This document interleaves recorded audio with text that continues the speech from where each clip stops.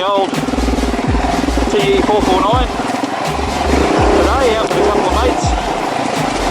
And, yeah, brought the old girl out of retirement for the day.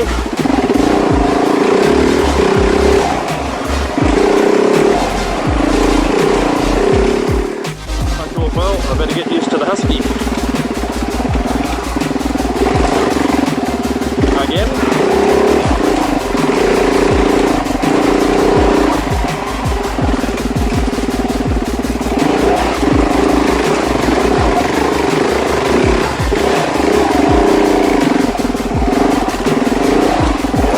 I can tell you, but it can still do the job.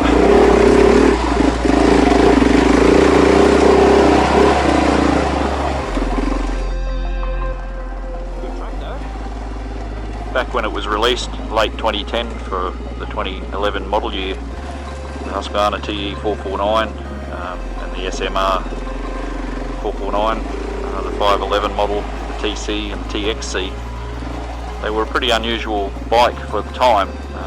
Husqvarna, which was under the control then of BMW, had a very different take on how a bike should end up and where the components were placed. They were given the job of fitting the BMW G450X engine into a frame and making it into a usable bike. So based around that oddly shaped engine that used a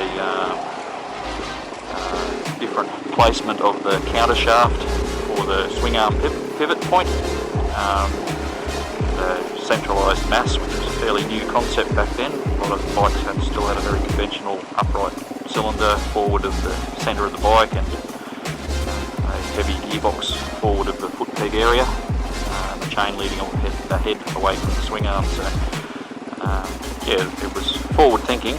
Not all of it worked as they'd hoped, but yeah, it was certainly very unconventional. Some people stayed away from them for that reason. I bought one and I quite enjoyed the bike.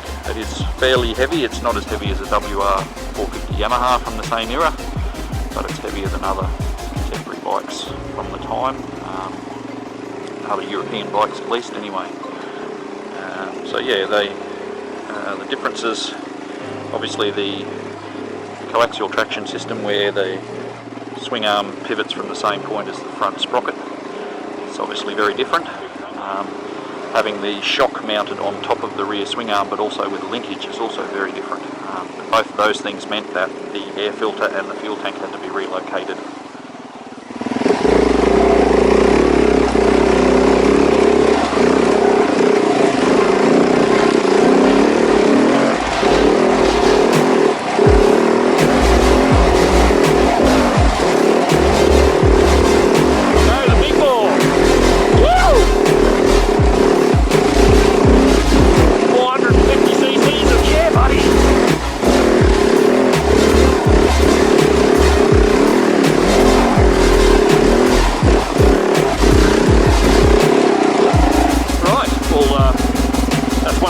Get up there.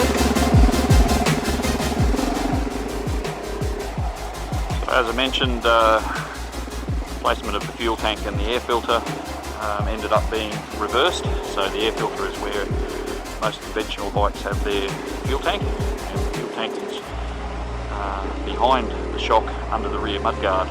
So yeah, some odd design choices. As I said, some of them were interesting and worked well, like the suspension linkage.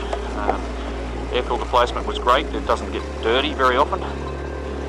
Fuel tank, as I mentioned earlier in the video, the weight at the back of the bike is noticeable when the tank is full. So yeah, just a few differences there. Get back to the riding.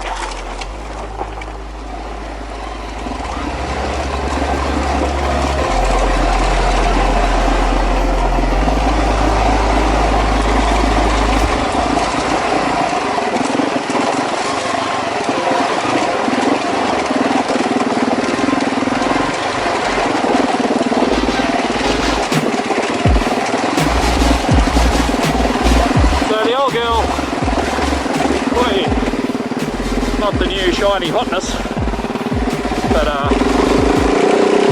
very capable bike. Yep, it's heavy, slow to turn, bit tall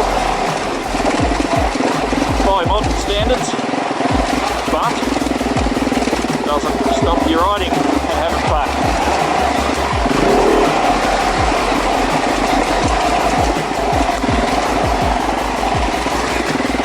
I actually really like the 450 engine on this bike.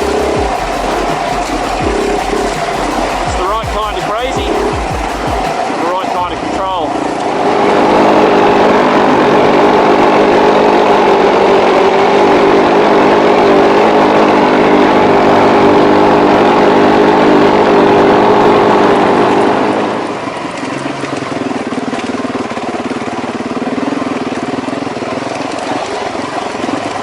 Well, after nearly 10,000 k's of this stuff, heading that way anyway, and also heading towards 400 hours. It's not there yet, but the hour meter stopped at about 370.